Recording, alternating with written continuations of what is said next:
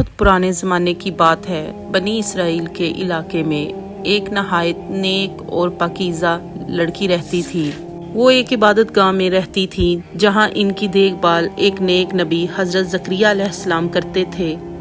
حضرت زکریہ علیہ السلام جب بھی ان کے پاس آتے تو دیکھتے کہ حضرت مریم علیہ السلام کے پاس کبھی کبھی بغیر کسی ظاہری سبب کے کھانا موجود ہوتا تھا۔ حضرت زکریہ علیہ السلام حیران ہو کر پوچھتے، اے مریم، یہ رزق تمہارے پاس کہاں سے آیا؟ حضرت مریم نہایت سکون سے جواب دیتی، یہ اللہ کی طرف سے ہے، بے شک اللہ جسے چاہتا ہے بے حساب رزق دیتا ہے۔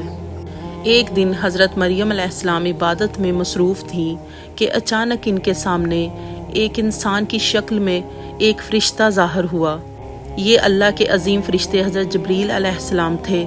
حضرت مریم انہیں دیکھ کر گھبرا گئیں اور اللہ سے پناہ مانگی۔